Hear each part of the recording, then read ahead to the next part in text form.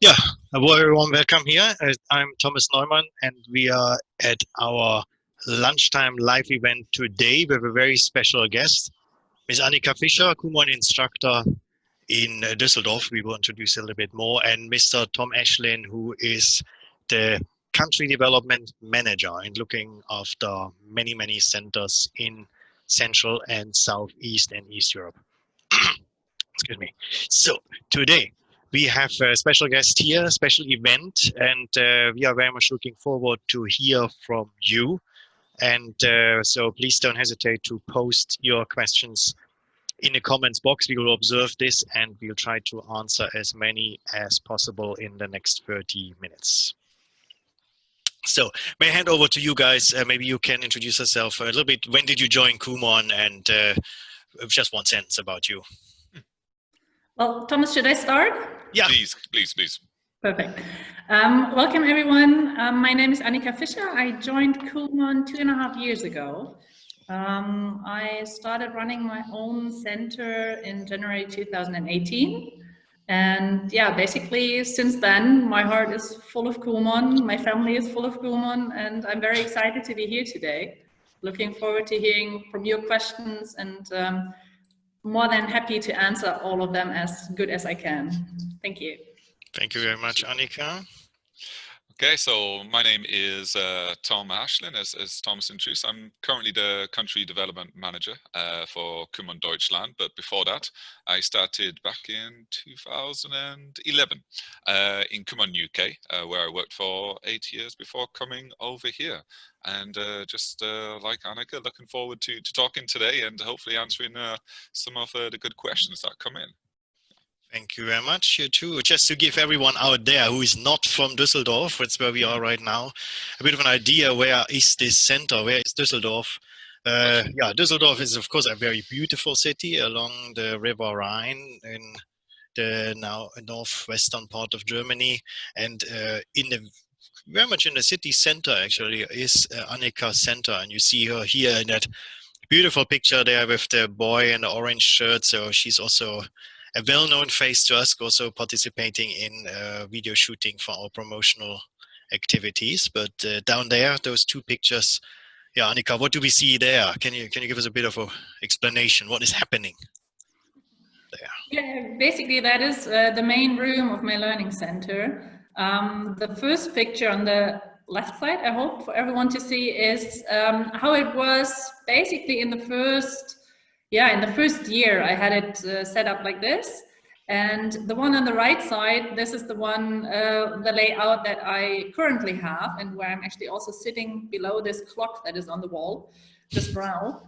And this is, you can see it due to the Corona situation. We increased the space between the seats and the tables so that the students now can come into the center after the virtual centers that we have provided throughout the past month, and still are in a good distance from each other so that there's no risk of catching Corona or anything else. Marvelous. Thank you very much indeed. Annika, since we are talking, let me ask you, you said you started KUMON a few years ago. How did you actually come to KUMON? What is your path to KUMON? What was your journey? My journey took actually quite a while, and it started by coincidence when I encountered, when taking Spanish classes in the morning, being pregnant with my second child, I encountered someone who actually worked as an assistant in another KUMON center. And he just had like 2 minutes elevator pitch of what is KUMON and what he's doing there. And he called me directly, so that after my Spanish class, I actually went online and checked, got some more information like you guys probably did already, on how it could be to open a center. And it was very interesting for me. I thought about this question before actually as well, because this is basically how I came to KUMON, but there's a reason why I do KUMON. And that actually started already when I was in 7th grade. That might be a bit surprising, but that is where I had my own experience with my own teacher. actually my start off with English at school was really, really bad. So it's very exciting for me today to be able to hold a conference in English and being here speaking like that. But basically my first experiences were that my teacher gave me the impression that I'm not able to speak English, that I'm not able to learn it ever, that I am just, yeah, a nothing basically. And that was really, really not a nice time, how everyone can imagine. So that is basically the underlying reason, I think, why it caught me so much, because what we want to do with KUMON is just avoid those experiences and make the children strong from the very first moment they encounter learning, they encounter growing. And that is for me my intention, and that is why my passion is there as well. Because I think there's nothing more valuable than providing kids with a good confidence and the knowledge about what they know and what they can be if ever they practice as well. Super, wonderful. But you're not a teacher, aren't you? You took a different route. So what happened? Yeah, I didn't know before I opened the center. I didn't know that I'm actually interested in children and seeing how they are growing. Okay, I was pregnant already, so yes, there was some thought of ideas of children and how that could be, maybe. But really getting into this was different. And my background is an economical one. I studied in an international school in Germany and in France. And I always loved the international note of what I was doing, traveling around, working in Singapore for a while as well. And so after graduating from high school, from university, I started as a business consultant. And then after that worked in a major company, having my small little department that I was looking for. And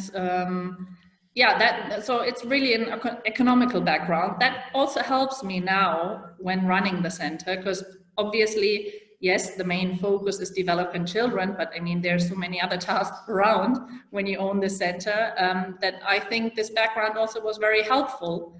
And the perspective with how to see and how to basically make children grow, that is something that I learned from KUMON and throughout the trainings as well that I had at the beginning of my journey with KUMON. Thank you very much indeed. Tom, what would you say as the specialist for spreading KUMON in Europe? How does that relate to the people you're looking for? I think it's what Annika spoke about, developing children is the heart of what we do. Yeah, and so Annika's background is economics, right? And we have instructors from all walks of life. Yeah, you might think KUMON, educational franchise, therefore you need a teacher, you need to have a degree in teaching. But honestly, that's not what we think is the key ingredient. Honestly, we have architects, lawyers, engineers, and of course teachers as well. But the most important element for everybody that wants to come and starts with us is that desire to develop children, observe children. So we do not set a criteria to the type of degree or the type of business background. Yeah, for us, we look for that one common trait, and that is the desire, the wish to develop children. So that's really important. Teachers, of course, welcome, but don't let that stop you if you're thinking about setting up a KUMON franchise with us. Thank you. Good. Annika, you had a career change that brought you to KUMON. You also talked that you have a few children yourself, not only in your study center, also at home. How would you describe your usual week or day? How is the life of a KUMON instructor? The life of a KUMON instructor is very diverse. Explain that. Basically, well, I can talk something or tell you something about my day today. I basically got up and brought my children to kindergarten. My eldest one will start school this summer. The younger one will follow next year.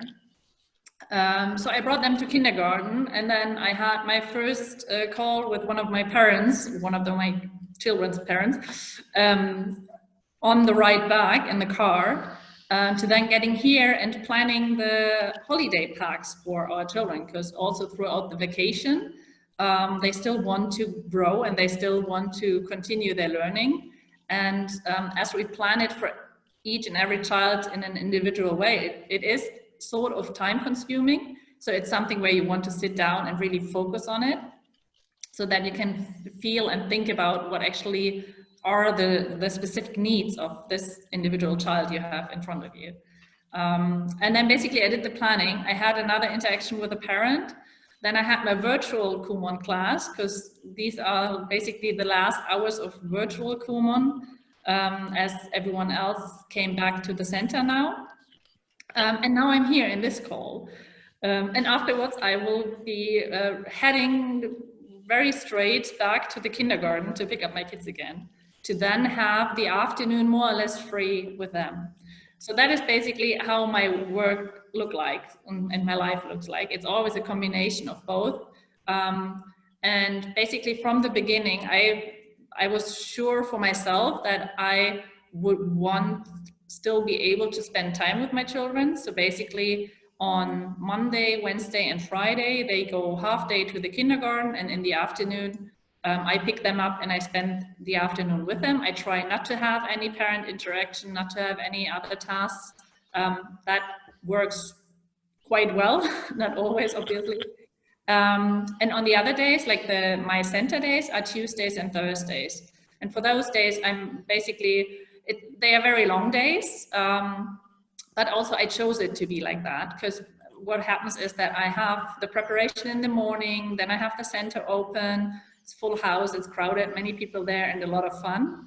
And then most of the time afterwards, there are new people coming in, seeing what KUMON is about and doing the entrance interview, basically, to see whether it's something for their child as well. So those days become really long, but on the other hand, it helps me to have the other evenings free and with my family, and the other afternoons as well. And then the weekend, obviously, sometimes there's something to do, and sometimes I manage quite well to have it as a private session. So what I want to say is that basically it's very flexible, and I can see myself how I want to organize myself. I set deadlines myself. If I set targets myself, obviously I want to grow as a learning center, and obviously I want to make my children grow as well. And there are many things that can be done. Some of them I can do. If one thing, I have plenty of ideas, and obviously I cannot do everything in this time that I have, but it's myself who can organize it and who can decide on what do I think is important. And this is something that I like a lot. And I'm lucky as well, because I have a wonderful assistant as well. And she's from England, so she helps me especially with my English students as well, setting a very good background and giving the English notion to it.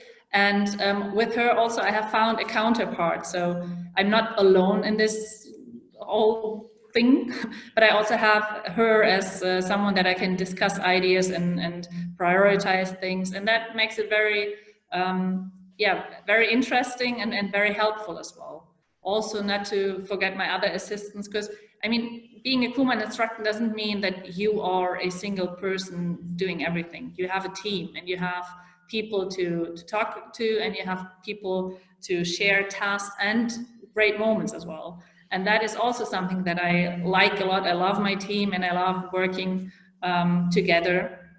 And that is what my day-to-day life is.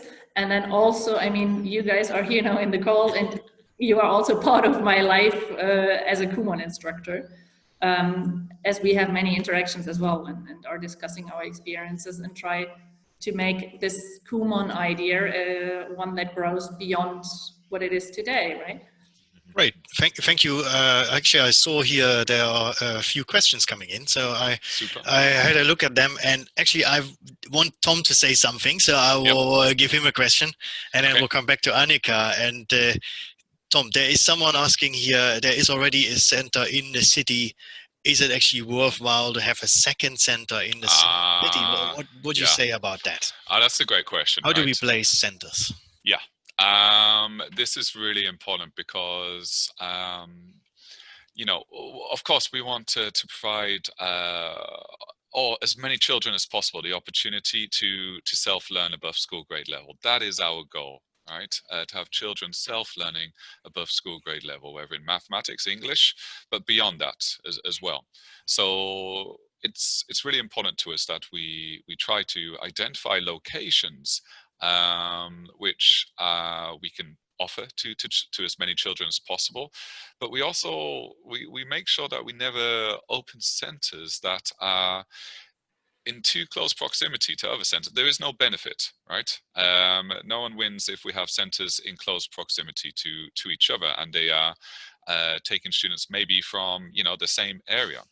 So what is really important at the stage where we might receive an application from a candidate for a city where we have a center already, or in proximity, such as a very large city like London or Düsseldorf or elsewhere, is we will look at the location, we'll look at the number of children in the area, yeah, we'll look at where the existing center is, where they are currently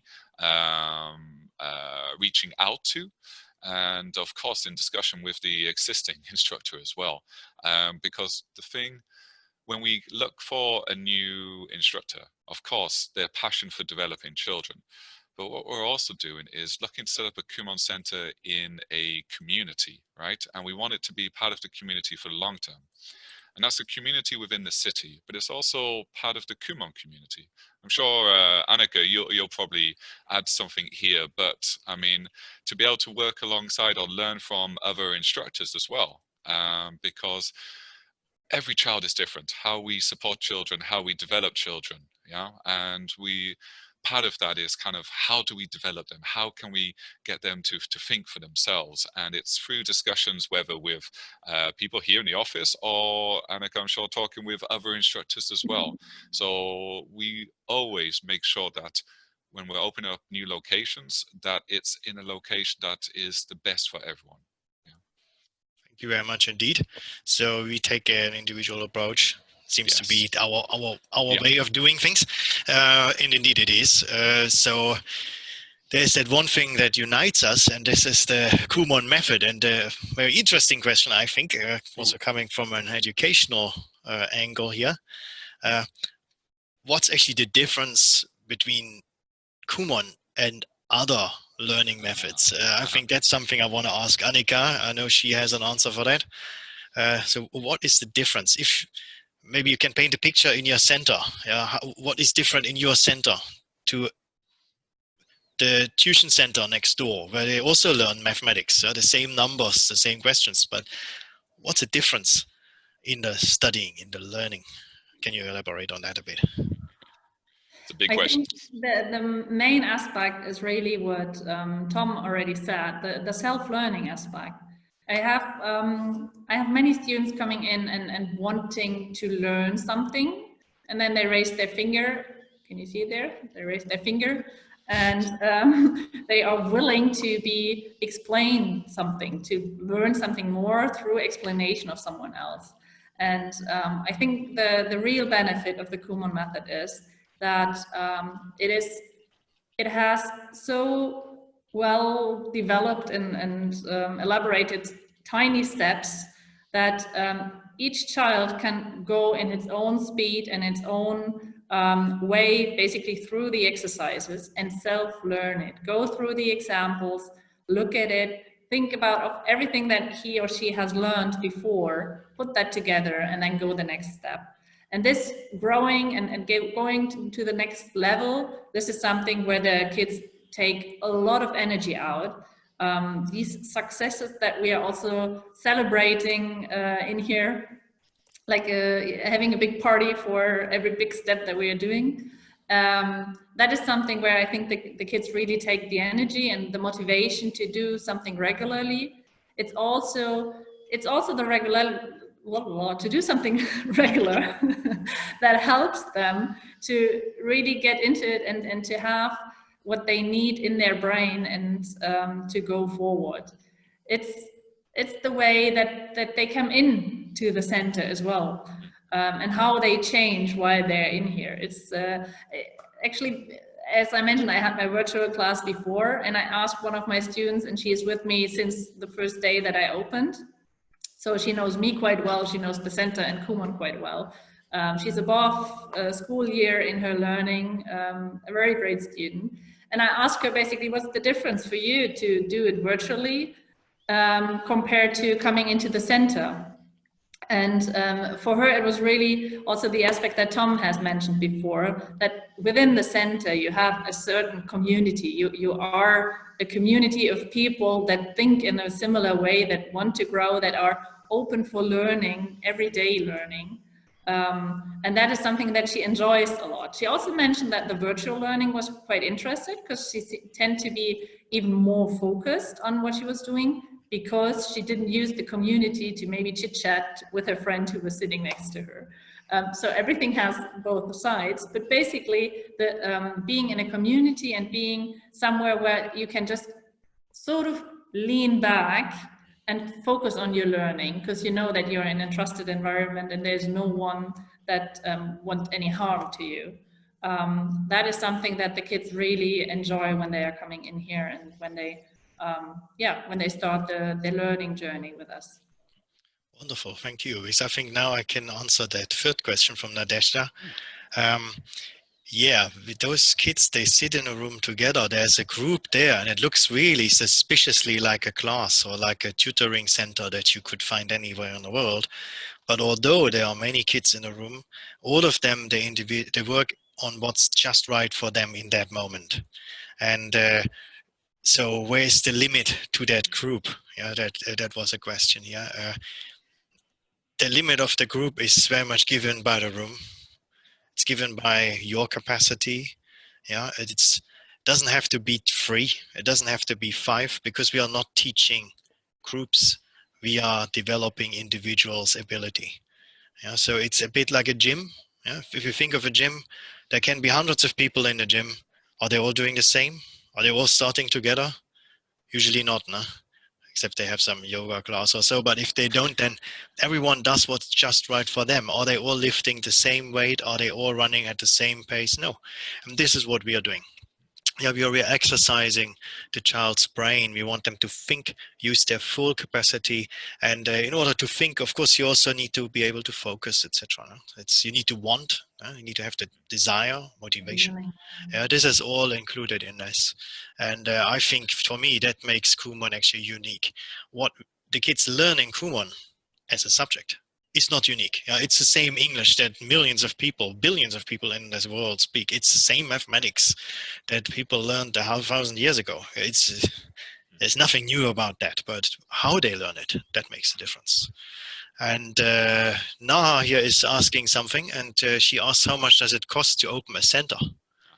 And how much is the monthly royalty? I think this is something that I can only answer for Germany, but Tom, I know maybe you have an example here for one country.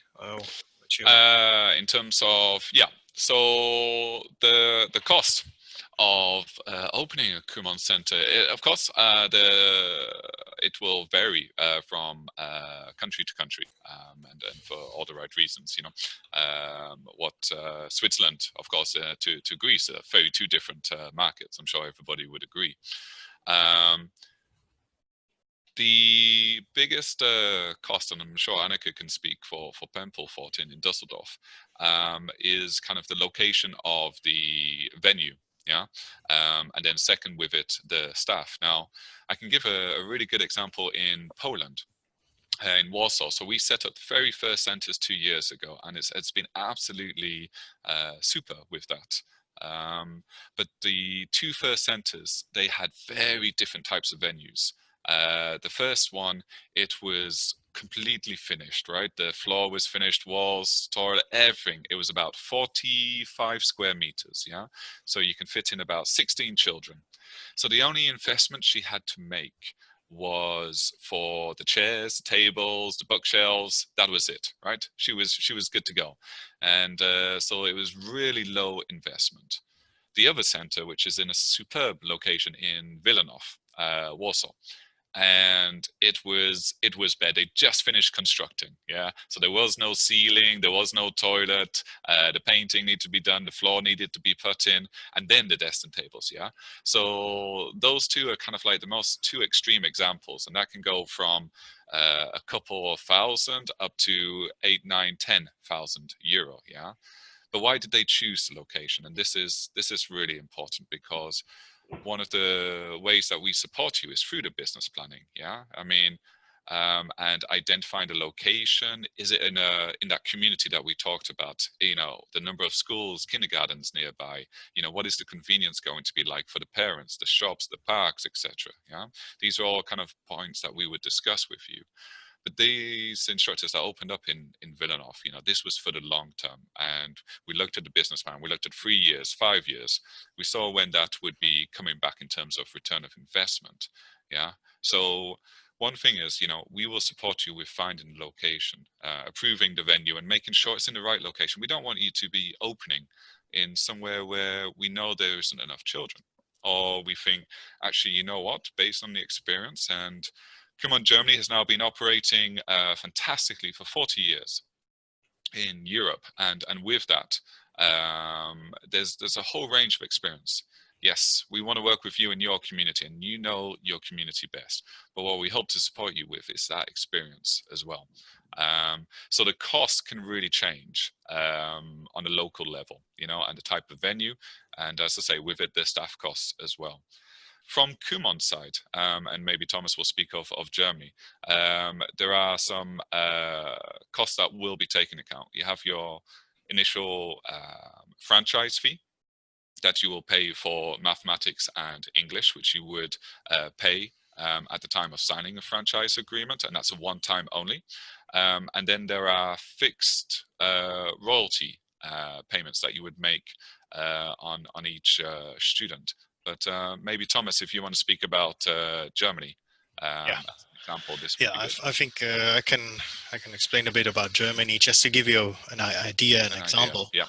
And the prices depend, of course, on the payment capacity of the country. Yeah. So for Germany, the joining fee would be 3,000 euro, including VAT. And for that, you get actually all the support you need to start your business. There is no other fee that we would charge you. Once you start running your center, you pay based on the subject count, as Tom said. And for Germany, that would be 36 euro initially. And that includes all the worksheets, all the tests, all the materials that the students need to study. It also includes all the stuff that you need to actually promote your center. Yeah? So we will host a website for you. We have people dedicated to drive traffic to that website. We host events like those. We have a Facebook page where we push parents to encounter KUMON. Yeah? We know KUMON is convincing. We know that the centers we have are convincing. So we need people to just encounter them. This is what we believe. You don't need to sell it as such. So this is what we do, and this is all included in the fee. What does it mean? You don't pay 100,000 to join, but you pay all the time. So we benefit from your success.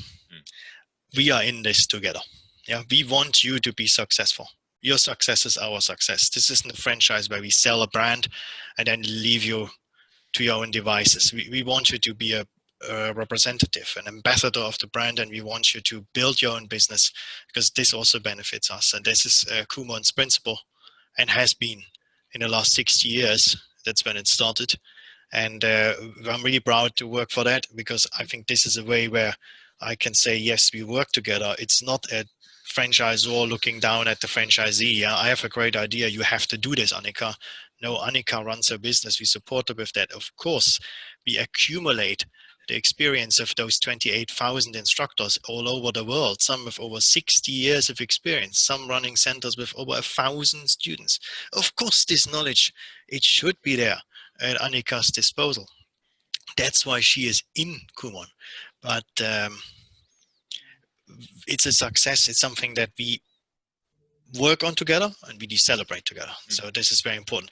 I think we've got a bit more time for one more question, because I got one here. Julia's asking, how does the application process look like? Does KUMON provide training? I think, Annika, training. Let's talk about that. Yes. Application we can touch upon a different time today. Let's talk about your training. How was that? And what did you take away, or how would you describe the atmosphere there? Up to you. Yeah, the training I experienced is very, very nice, very enlightening, and very hands-on as well. So it wasn't an online training where you need to go through a catalog of things and then learn them. That's actually not my way of learning. So I was very happy that basically the training was on site in taking place in an actual very successful learning center. So we basically, from day one, we saw children growing, we saw children working with KUMON material, we saw an instructor interacting with the children. And obviously it was always, oh wow, I'll never be able to do that. But those 2 weeks that we had, basically the first week was dedicated mostly to the math program, and the second week then to the English program. But beside the program itself, it also covered aspects like how to hold the entrance interview, how to interact with parents, how to answer a phone call, etc. So there was much more than the only working with the children. But obviously that took a major part in that. And also, especially as we are looking also for preschoolers, this aspect of how can I actually identify the potential of preschoolers and how can I make them grow beyond their current levels.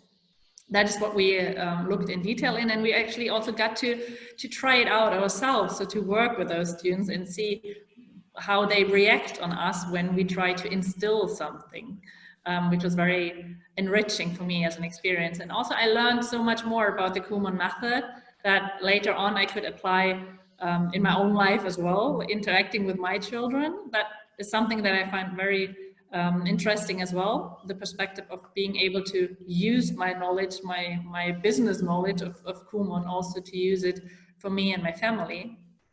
And those 2 weeks of training, they basically were followed by several trainings that we had regarding the method, but also then content-wise regarding the materials, how the different levels are being built on, how the exercises work. This was accompanied as well with my self-study within the first year, where I actually worked through all the worksheets of the math and the English program to actually also have the background and to know what the material is about. This obviously helps to increase the interaction with the kids and to really be able to find the right level for the right children. And so basically those were the conceptual trainings, and then there was a lot of learning while doing it and while interacting and talking to other instructors as well. We had multiple events in the 2.5 years that I've been with KUMON now, where I got the chance to talk to other instructors, other people from other countries, how they run their business, how KUMON is being managed over there. And that is like a knowledge pool that is spread, and where we also try to interact regularly with the other instructors. Marvelous. Thank you very much, Annika. I get the impression, and I hope you too, that KUMON is an experience. It's not something that you learn from loads of very thick books or videos in YouTube. You learn through interaction, through experience, and that's how it's designed.